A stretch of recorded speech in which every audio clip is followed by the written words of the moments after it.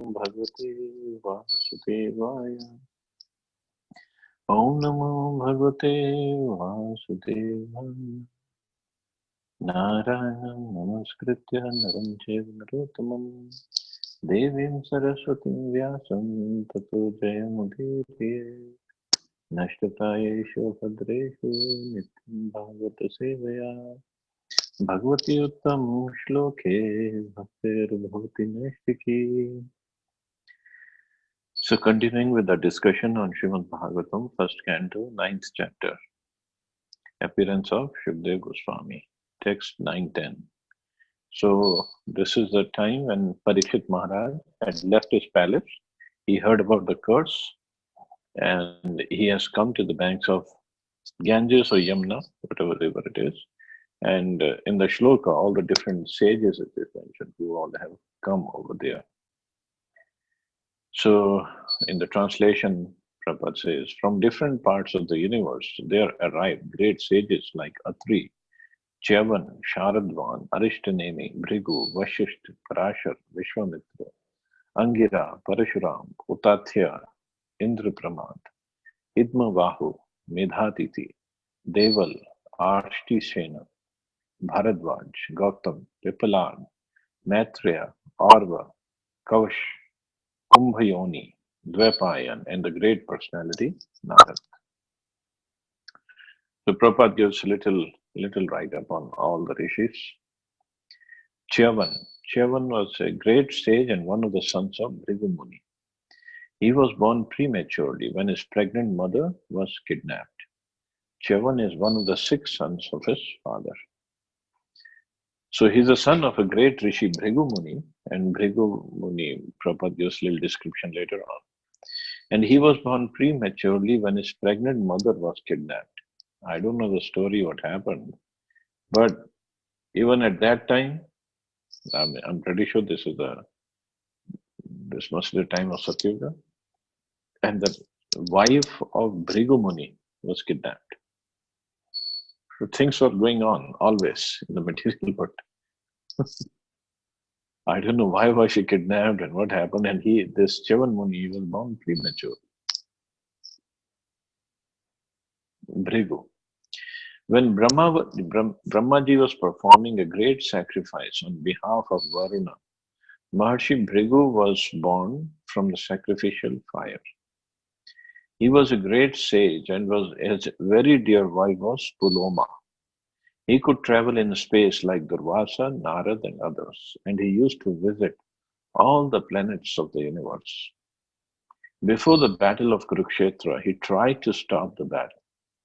Sometimes he instructed Bharadwaj Muni about astronomical evolution, and he is the author of the great Bhrigu Samhita, the great astrological calculation. He explained how air, fire, water, and earth are generated from ether. He explained how the air in the stomach works and regulates the intestines. As a great philosopher, he logically established the eternity of the living entity in Mahabharata. He was also a great anthropologist, and the theory of evolution was long ago explained by him. He was a scientific propounder of the 4 divisions and orders of human society, known as the Varnashram institution. He converted the Kshatriya king Vitahavya into a Brahmin. And Bhrigu Muni, as Prabhupada mentioned, some of his special qualities. And there are others also. He once all the sages, somehow they were discussing that who is greatest? Is it Brahmaji, Vishnuji, or Shivji? So all the sages then chose Bhrigu Muni as the representative to go and find out. Okay, so he went, since he was chosen.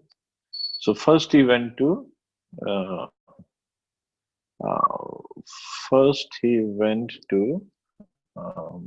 Brahmaloka. Or did he go to Shivloka first? No, Brahmaloka. Yeah. So first he went to Brahmaloka. So he is son of Brahmaji, like we can read it from here. So when he went to Brahmaloka, his idea, the testing method he thought of was, he's going to make everybody angry, all three of them. And let's see how they react. And by the way of their reaction, he said, I will figure out who's the greatest. So he went to Brahmaji. And so, since Brahmaji is his father, Brahmaji came to see Bhrigu Muni. He's a big, very ascetic, big Muni. Brahmaji came to see him, and Bhrigu Muni didn't even pay respect to Brahmaji. Even in the mind, he did not pay respect. Forget about saying or doing anything. So Brahmaji got very angry, but somehow he controlled. He said, after all, he's my son, so what to do? So Bhrigu Muni left from there. But Bhrigu Muni understood that Brahmaji got angry. Then he went to Kailash. Shivji was there. And Bhrigu Muni went there, and Shivji is in a way, it's his brother. So Shivji saw Bhrigu Muni coming, and Shivji just got up and he wanted to welcome. Oh, come, Bhrigu, come. It's been a long time. Where have you been, my brother? And Bhrigu Muni, now he wanted to take his test to the next level. So means one can make offense by mind and then by words. So he wanted to test Shivji by words.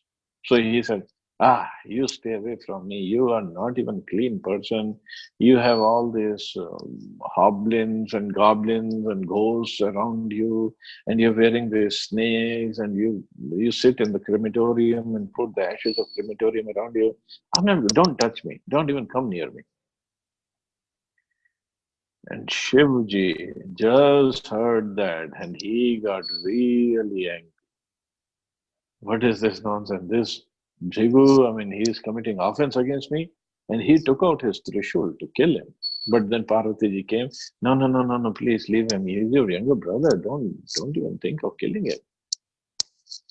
So Bhrigu Muni, so Shivji just kept quiet and he let go. So Bhrigu Muni understood he cannot be greatest. So then he went to where Kshir Sagar, where Lord Vishnu was residing. Now the third kind of offense, which is even the gravest offense, is offense by body. So Bhrigu Muni went there, and Lord Vishnu was lying down, and Lakshmi Ji was massaging his feet. Bhrigu Muni went straight to Lord Vishnu. On Anand Shesh he was lying down. And Bhrigu Muni literally he kicked Vishnu's chest with his foot. And he said, what is this? You are always lying down, always sleeping. Don't you have anything to do? And Lord Vishnu, he is the Supreme Lord. He understood what Bhrigu Muni is here for. But then again, it's his supremacy. He got up. He said, oh, I'm sorry. A Brahman had come and I was supposed to welcome you properly. I'm sorry I didn't. And you know, my chest is like stone. But your feet has touched it, so your foot must have gotten hurt. Then Lord Vishnu started massaging Bhrigu Muni's feet. So Bhrigu Muni understood that he is the greatest. Vishnu is the greatest, because no matter what you do, he doesn't get angry. So that's why from that day onwards, any deity of Vishnu or Krishna that we see, they all have a little footprint on the right side of the chest. It's if you notice closely, the footprint is there. So that says it is a footprint of Bhrigu Muni. But then in the past time, it so happened, Lakshmi Ji was massaging the lotus feet of Vishnu, and she saw Bhrigu Muni kicking the chest of Vishnu. And the chest of Vishnu is where Lakshmi Ji resides as a little tuft of hair. Shrivatsa. It's called Shrivatsa. So Lakshmi ji didn't like, first of all, she didn't like Bhrigu Muni kicking Vishnu ji, because Vishnu ji is her husband, and then kicking at the place where she resides. So then she cursed Bhrigu Muni, and not just the Bhrigu Muni, all the Brahmins, all the future Brahmins also, that I will never bestow my mercy on Brahmins. So that's why the Brahmins are always poor. And Bhrigu Muni heard that curse and he cursed Lakshmi ji. Then you would never be able to stay in one place for long. So that's why Lakshmi ji is Chanchala. So she doesn't stay in one household, one family for a long time. But obviously that curse doesn't, those curses don't have no effect on where Lord Vishnu is residing, and Lakshmi ji will be there. And that curse doesn't have the effect on Vaishnavas. Vaishnavas come in a different category. But the Brahmins, then that's why the Brahmins are always poor.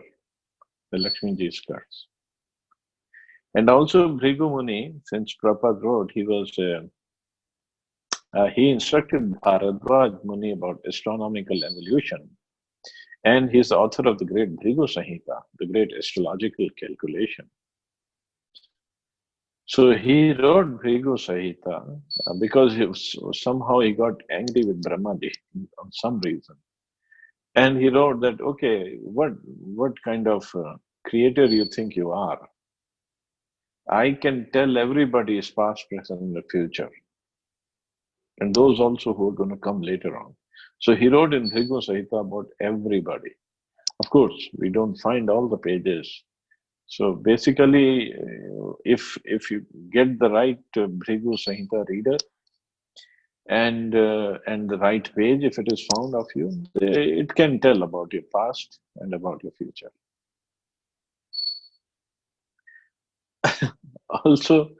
Also, once again, he got angry at Brahmaji and he said, "What kind of creation do you do?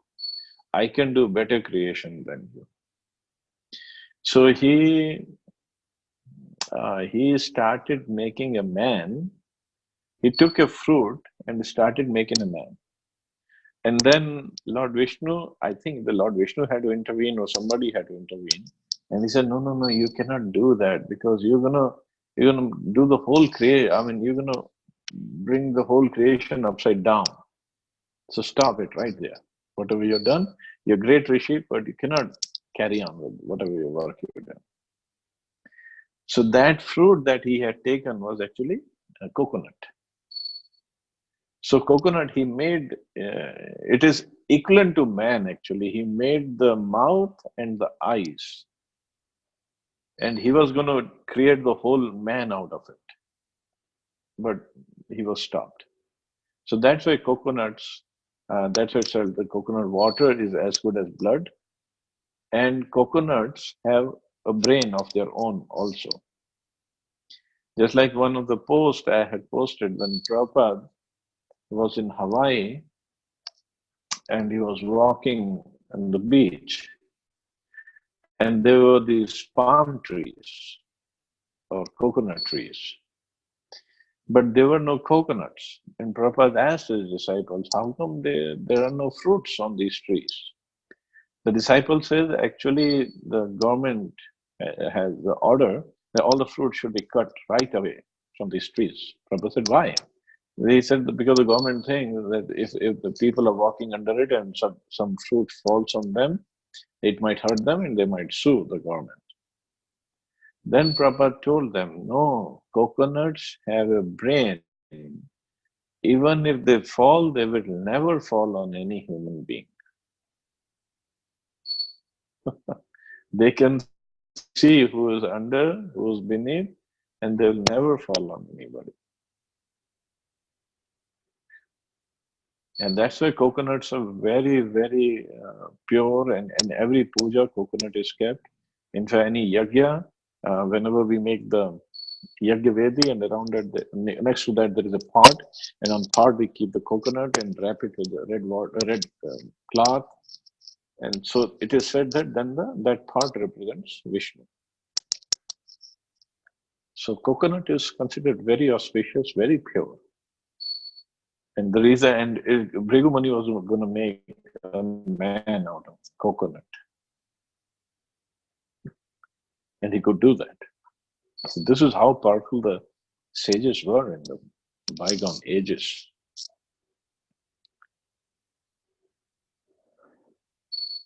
But somehow his wife was being kidnapped. I don't know why, what happened there.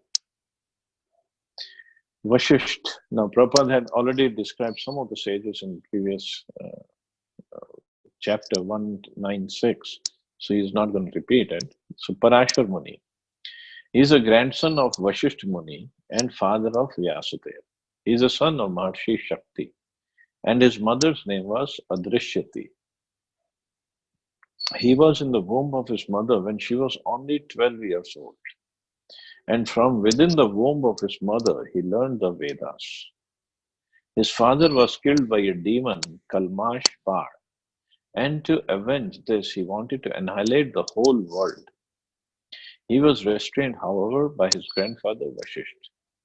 He then performed a Rakshas killing yagya, but Maharshi Pulastya restrained him. So she is, so again, very, very powerful sage, Parashar Muni. And he is the one who has given the definition of Bhagwan. So Prabhupada said in one of the purports of Bhagavad Gita, where Bhagwan is described, one who has these six qualities in full. Opulence,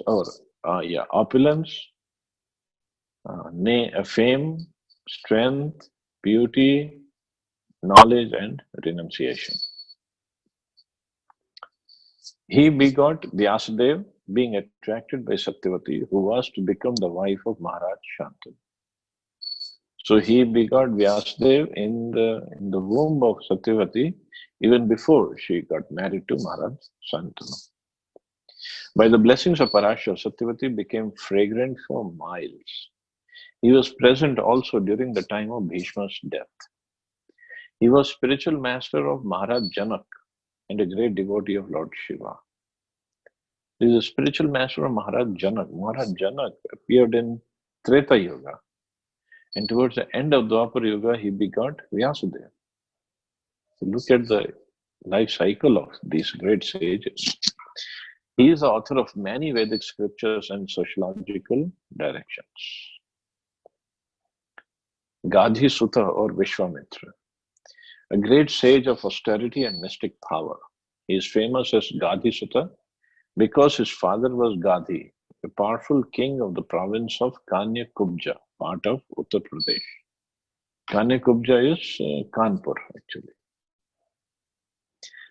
Although he was a Kshatriya by birth, he became a Brahman in the very same body by the power of his spiritual achievements. He picked a quarrel with Vashisht Muni when he was a Kshatriya king and performed a great sacrifice in cooperation with Smatang Muni, and thus was able to vanquish the sons of Vashishta. He became a great yogi, and yet he failed to check his senses and thus was obliged to become the father of Shakuntala, the beauty queen of the world history. Once when he was a Kshatriya king, he visited the hermitage of Vashisht Muni, and he was given a royal reception. Vishwamitra wanted from Vashishta a cow named Nandini, and the Muni refused to deliver it. Vishwamitra stole the cow, and thus there was a quarrel between the sage and the king. Vishwamitra was defeated by the spiritual strength of Vashisht, and thus the king decided to become a Brahman. Although the Kshatriyas are not supposed to go and do so much of austerities and penances, but Vishwamitra Muni is different because he was defeated by Vashisht Muni. Actually, what had happened, Vishwamitra Muni, he was a king. I'm forgetting his name when he was a king, and he went with this whole army to the forest, and they happened to come across the ashram of Vashisht Muni. And this ashram of Vashisht Muni was very small ashram. And Vashisht Muni, when he saw the king has come, So he invited the king and he said, "Why don't you take bath and let your whole army come and take bath, and then we'll have food, feast for the whole army." And Vishwamitra Muni, he started laughing. "What are you talking about? If my army comes here, your ashram will not be here then anymore. Because I have such a huge army. Where will they come? We have horses, we have chariots, we have elephants." Vishwamitra Muni said, "Do not worry. Just bring your army, take your bath, and come. We'll have the feast ready." Vishwamitra Muni said, "Okay." So he brought the army. And as soon as the army came in, the whole ashram became huge. The whole army could sit down without any problem. They could, the horses were tied up, chariots were placed, and they could take bath, and beautiful pond was made. And then when everybody sat down for a feast, amazing feast was served. Vishwamitra Muni said, "I never had this kind of food, and that too so quickly. Everything is arranged." And he went to Vasishtha Muni. "How did you do that?" Vasishtha Muni said, "See, I'm a yogi, and actually I have this cow, Nandini, and she is like the Surabhi cow. Anything you ask from this cow, she will provide. And this is what she provided. And I never ask her for anything for myself. I just take some milk from her. That's it." So Vishwamitra Muni, not Muni at that time, he got jealous. And he said, "I'm the king, and this is just a Muni, Vasishtha Muni, and he's keeping this cow. Actually, I'm the king, and I should have this cow." So he asked Vasishtha Muni to give him the cow. Vasishtha Muni said, "No way, I'm not going to give you the cow." So Vishwamitra Muni fought with him, but Vasishtha Muni just defeated. With one little stick Vasishtha Muni had, because he was old man,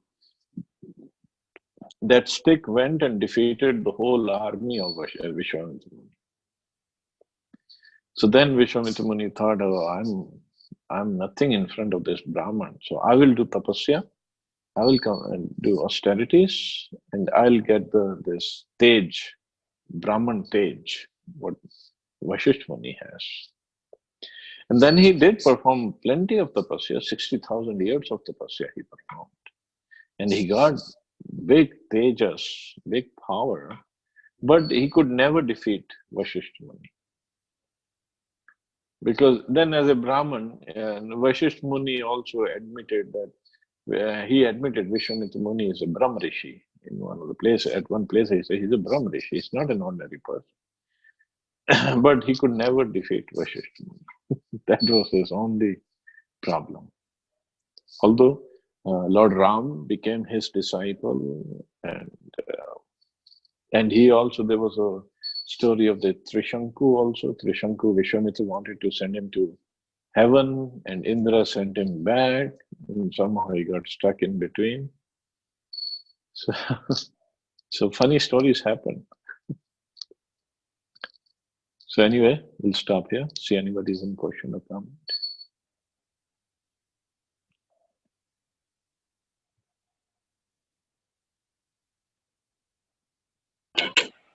Hare Krishna, Prabhuji. Hare Krishna. Mata. Prabhuji, information on coconut was great. I didn't know all these. It was really useful.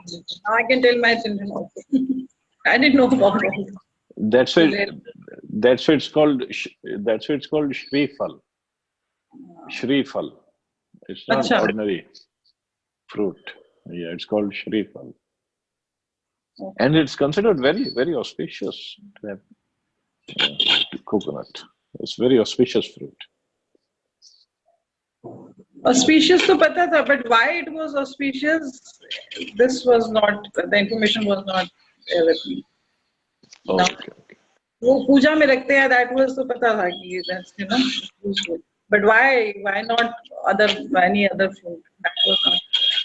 Thank you very much. Hare Krishna, Prabhuji.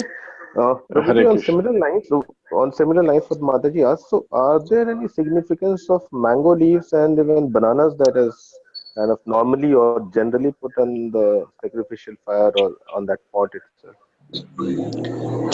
I don't know specifically about anything, but they're just considered auspicious. That's all. I don't know specifically.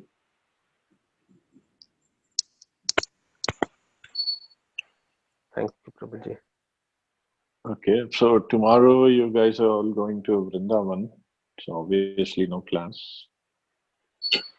And from Sunday here, 18th, Bhish Panchak is starting.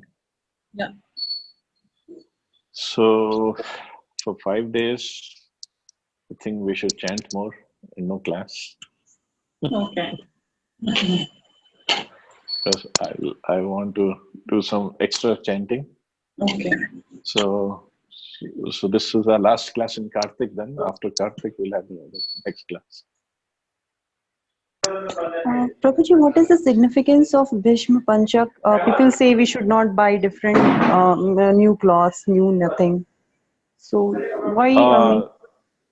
That could be a Karmkandi reason, but the real reason is anybody who does any austerity during this 5 days is considered he has done it throughout the month of Kartik. So if he chant more rounds,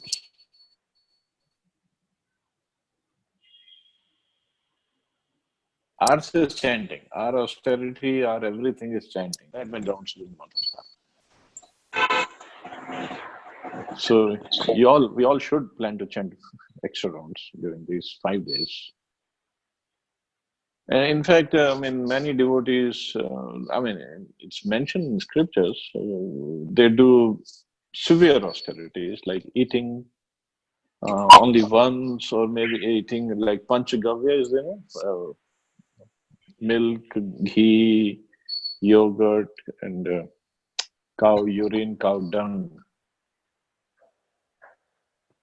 So they eat little every day, something like that. But for us, chanting is the best thing to do. So we just chant. Thank you, Prabhuji. So try to chant more rounds these 5 days. Yes, sure.